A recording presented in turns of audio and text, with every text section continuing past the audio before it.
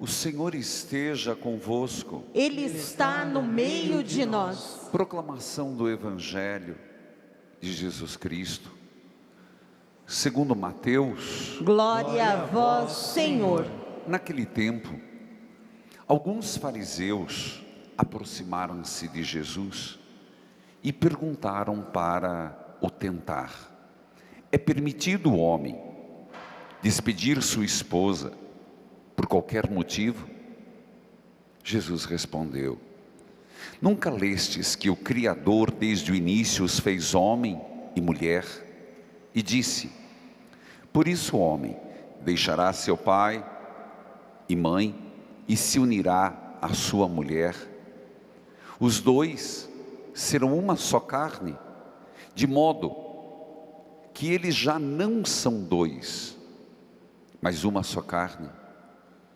Portanto, o que Deus uniu, o homem não separe. Os fariseus perguntaram: então, como é que Moisés mandou dar certidão de divórcio e despedir a mulher?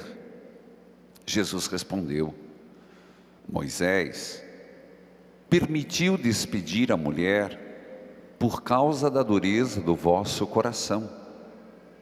Mas não foi assim desde o início. Por isso eu vos digo: quem despedir sua mulher, a não ser por causa de união ilegítima, e se casar com outra, comete adultério. Os discípulos disseram a Jesus: se a situação do homem com a mulher é assim, não vale a pena casar-se. Jesus respondeu: nem todos são capazes de entender isso, a não ser aqueles a quem é concedido. Com efeito, existem muitos homens incapazes para o casamento, porque nasceram assim. Outros, porque os homens assim os fizeram. Outros ainda, se fizerem incapazes disso por causa do reino dos céus. Quem puder entender, entenda. Palavra da salvação. Glória a vós, Senhor. Que a palavra de Deus perdoe os nossos pecados. Amém. Queridos irmãos e irmãs, dentro da Semana Nacional da Família,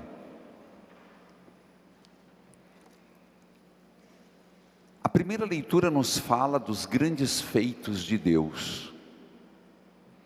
A primeira leitura proclamada exatamente é mostrar para o povo, como diz um versículo: vocês ganharam uma terra e os frutos da terra sem terem merecido, sem terem arado. Não, vocês não venceram por força do vosso arco, nem pelas vossas armas, eu lhes dei. Será que nós não deveríamos entender também, na mesma proporção da terra prometida, algo muito maior que nós recebemos em Jesus Cristo, quando Ele nos deu a salvação? Quem de nós pode dizer que foi merecedor de tamanha graça? Quem de nós pode dizer que somos merecedores de salvação, se não foi dado por Jesus? O mesmo não podemos dizer sobre família.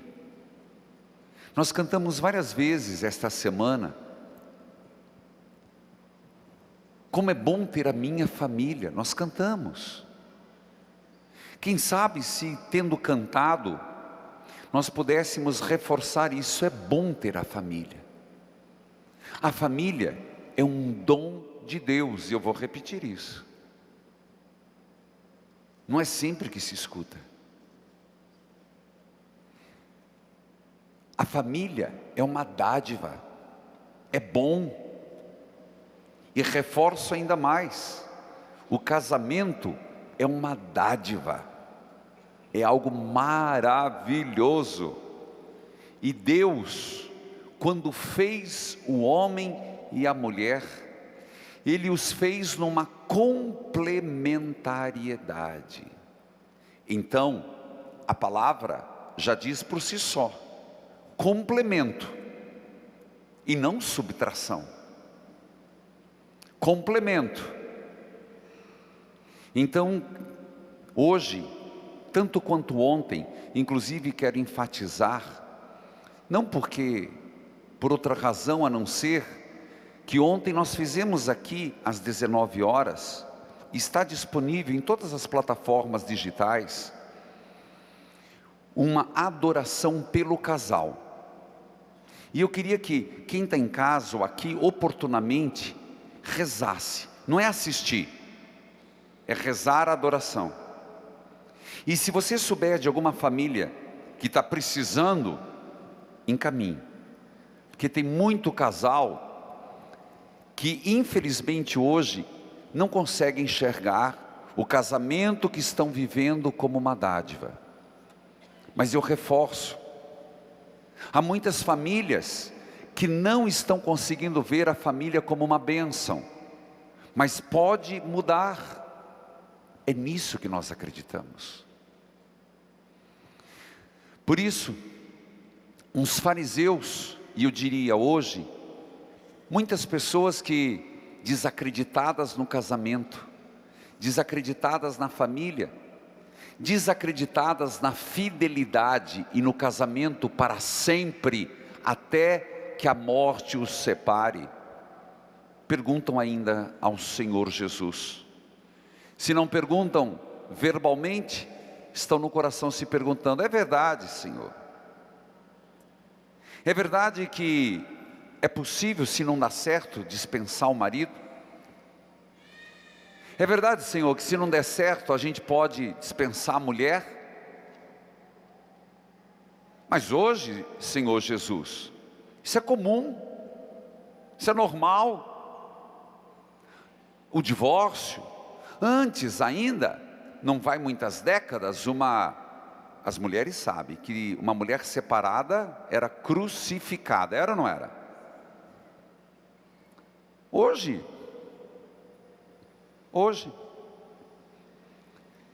então, é assim, Senhor? E Jesus vai responder, não pela minha boca, mas pela sua palavra proclamada: não, não é assim. Continua valendo que um homem, se deixar sua mulher, uma mulher deixar o seu marido e se casar com outro ou com outra, vive em adultério. Eu não posso mudar essa palavra. Mas não é neste ponto que vamos enfatizar, porque isso, a quem escuta e não quer, a quem escuta e diz não concordo, mas no fundo todos sabemos. Então vamos no positivo. Eu já fiz isso no rádio e quero fazer aqui. Vamos no positivo. Comece dizendo: pode ser que o meu casamento hoje não esteja bem, mas vai ficar, porque é uma dádiva, ele é bom.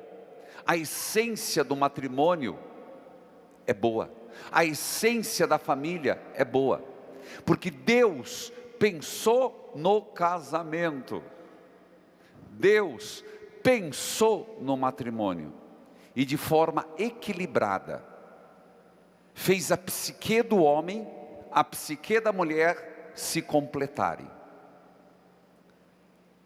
Muito mais do que questão só física, é física, espiritual, é coisa de alma. Jesus diz: não foi assim. Quando Deus criou, no plano da criação, entenda, meus irmãos, que aqui claro que vai ter exceções, é claro que vai ter hoje algo que se diz comum, mas que não é certo, normal, mas não quer dizer que é correto. Mas no plano de Deus, Deus criou para que o homem e a mulher deixassem seu pai, sua mãe e constituísse um pacto matrimonial, onde, e aqui está o segredo está no que Jesus disse depois. Se trata de nessa complementariedade de corpo, de alma, de espírito, de afeto, de psique, de o todo, não ser mais duas, mas uma só carne. Eu te pergunto, se é uma só carne, significa que a dor de um é do outro. Por exemplo, se a tua unha fica encravada, dói o corpo inteiro? Dói ou não? Se entra um cisco no olho, incomoda o corpo inteiro? Marido e mulher, a dor do teu marido é da esposa, a dor da esposa é do marido. Mas, padre, a realidade não é isso, mas deveria ser. Então nós temos uma perspectiva, porque a pior coisa é não se ver perspectiva. E você vai dizer, mas isso é impossível. É possível, porque Deus criou a natureza do homem e da mulher assim. E se não é, é porque teve uma distorção. Se não é, é porque teve um desequilíbrio. E o sacramento do matrimônio é para potencializar essa unidade, uma só carne. Mas aí é verdade que sempre se tenta argumentar, impressionante, né? Até com Deus, até com Jesus. Mas Senhor, Moisés permitiu. Jesus vai dizer não. Ele permitiu pela dureza do vosso coração, mas não era para ser assim. Alguém gostaria de mudar a palavra de Deus? Não era para ser assim. Diante desse texto, os apóstolos dizem algo, Senhor, se for assim é melhor ficar solteiro. E Jesus vai dizer algo que às vezes nós não compreendemos. E se compreendemos, é bom lembrar. E ele diz, quem puder entender, entenda. De fato, diz ele, nem todos foram feitos para o casamento.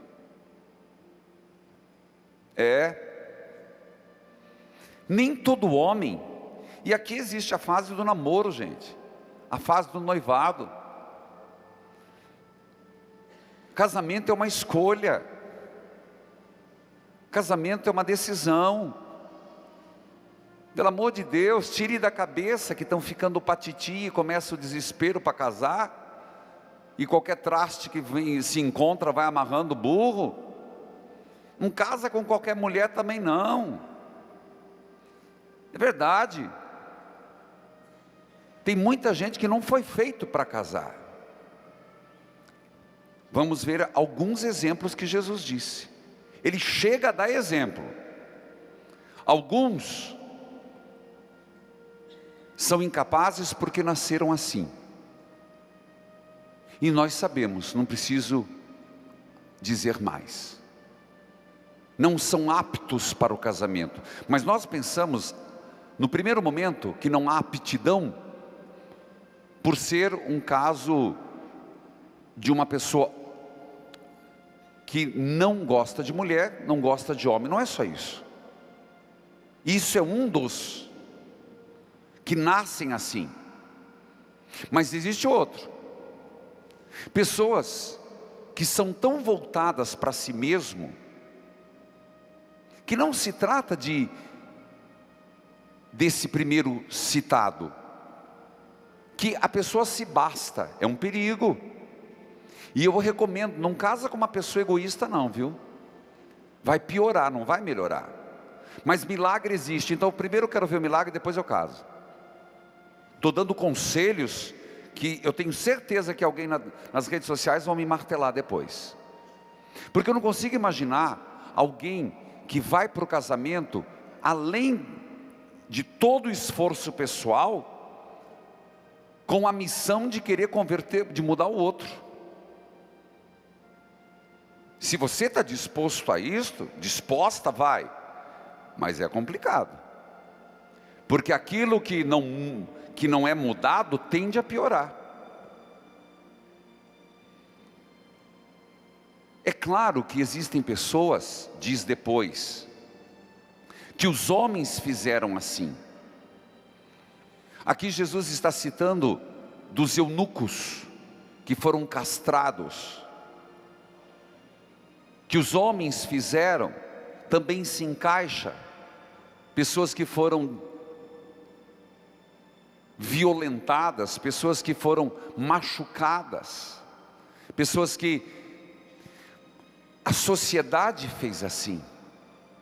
E existe o terceiro caso, de pessoas que se fizeram, e nós acreditamos que é o caso de uma religiosa, de um religioso, de uma pessoa na comunidade de vida, ou mesmo um leigo que não decide não casar e faz um voto a Deus. É muito comum, já foi muito comum e é comum, volta a essa prática.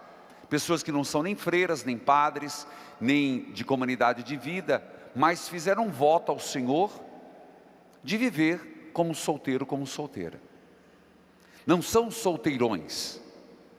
Não existe solteirão, solteirona. Solteirão, solteirona é a pior coisa que tem. Vai viver uma solidão tremenda. E ninguém é chamado a viver na solidão, nós somos chamados a viver na solitude. Procure, você vai entender. Então existe também aqueles que fazem opção por causa do reino, ou para cuidar de um pai, ou para cuidar de uma mãe, ou por uma obra social. Mas então, entenda que casamento é uma vocação, é aí que eu quero chegar. Pelo menos deveria ser visto assim. Sinceramente, nos dias de hoje, por que uma pessoa fingir casar? Não precisa. Se há o processo para chegar na maturidade do casamento, tem que ser um processo de maturidade. Porque é viver para fazer o outro feliz. Por fim, queridos irmãos, sem me delongar mais, repito, o casamento é uma dádiva.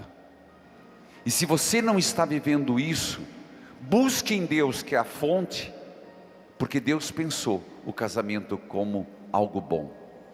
A família também. Durante toda essa semana, o que esperamos, e digo esperamos como obra evangelizar, e se vocês perceberam, houve o empenho da televisão, da TV Evangelizar, de fazer toda uma programação voltada para a família. Houve uma preocupação da rádio, e eu acompanhei, de voltar toda a programação da rádio para a família.